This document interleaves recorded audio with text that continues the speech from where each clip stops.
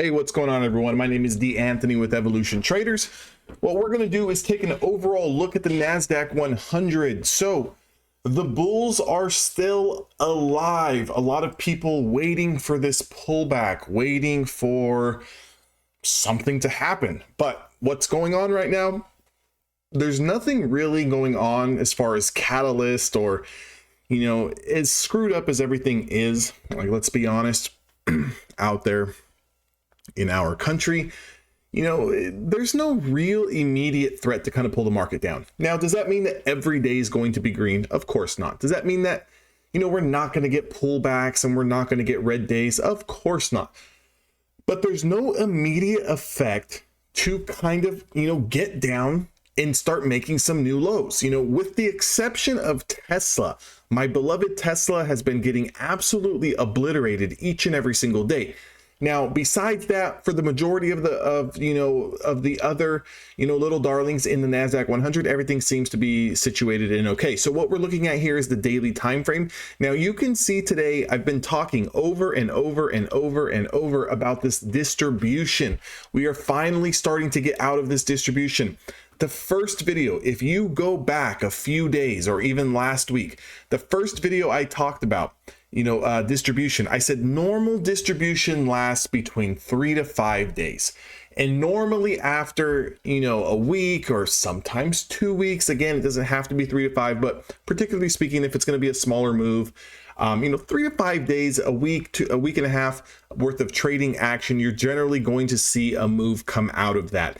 Now, whether there's continuation or whether there's a, strong rejection and immediate pullback down and a loss of the low range is yet to be determined. But you can see today we got a very nice push up. We never tested yesterday's lows. We kind of held this rising support here at the 5, 10, and 20-day moving average. And we've broken out of distribution. So buyers did step in today. They kind of pushed us over this 1, 2, 3, 4, 5 days of distribution. So if you notice that we're starting to push higher here, you can see the after hour session is attempting to make another push higher here. And the reason why it's funny to me is because, I'm getting a lot of those pandemic vibes. I'm getting a lot of that COVID 2020, 2021 vibes, where, constantly looking for the pullback and it doesn't come. Now, I'm not out there shorting the market each and every single day. I might take a little scalp intraday short if I have a particular setup, just getting in, getting green, and just trying to get out, safely, monitoring my risk and managing my risk. But, I'd say about 70 to 75% of my trades are to the long side, buying into rising support, buying breakouts after a break and retest. Those are the particular plays that I'm looking for right now. We're going to continue to go with the trend. I'm not trying to be a hero. I'm not trying to call the top. I'm not trying to pick the absolute spot where I can get in and ride a short position for, a month out. I'm just looking to get in and ride quick momentum. Now, the level that is going to be approaching that we need to kind of take out is 17,165. That's going all the way back here to December the 28th. If we're able to get outside of this range here over 17,165, ultimately we can be looking at and staring down prices of around 17,300. After we get to that vicinity or somewhere in that range, I would expect a little bit of a pullback, a little bit of consolidation, and then anything over 17,300's got room into 17.5 and 17.6. So definitely want to keep an eye on that. If you kind of look at the weekly chart, so notice the weekly chart, how we are approaching those week of 25th of December 2023. Notice how we're approaching, and this is a very strong chart.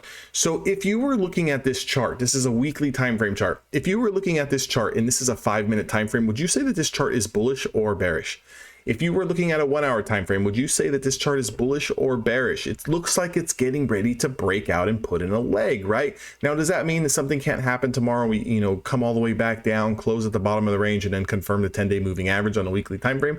Of course not. But we want to kind of stay with the trend. Notice the trend really took a bit of a turn here that last week of October, and we've never really looked back.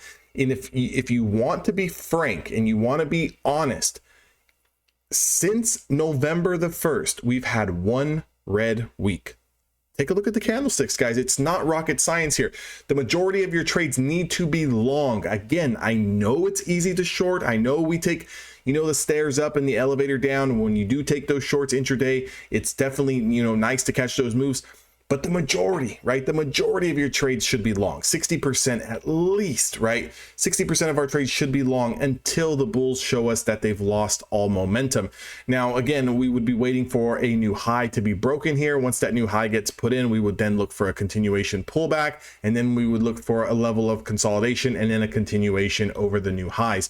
So again, we are approaching this high here. Whether or not we take out the high or we just quickly wick above it this week, taking out 17,165 is yet to be determined, but it's very, very close. So I just wanted to give you guys a little bit of some context. I'm really not too concerned for the buyers until we lose 16,300. That's quite a ways down. If you look to a smaller time frame, I really wouldn't be too concerned with the buyers and the bulls until we get down below 16,800. So between 16,800 and you can see here that 16,300 I just called out from the weekly chart is the rising 50-day moving average. I will not be concerned until the bulls lose the 50-day moving average. Now, will we have opportunities to short when we lose, let's say a 5, 10 or 20-day moving average around 16,800? Of course, we're going to be able to make some money to the downside. But I'm not concerned for the overall market health until we close below the 50-day moving average. I hope this video helps you guys. If you guys would like to trade with me each and every single day live, make sure you guys sign up down in the link in the description box below. Also, like, comment, and subscribe to this video. I would highly appreciate it, and it would get this video out to more traders, kind of spread that awareness on a front from someone who trades options as well as Nasdaq futures, and kind of from an unbiased, realistic approach. Okay, I am not a bull, I am not a bear. I'm just looking to pay my bills, live my life, day trade for a living, and continue to do the same things I've been doing for the past 9 years. I'll see all of you guys on the next video.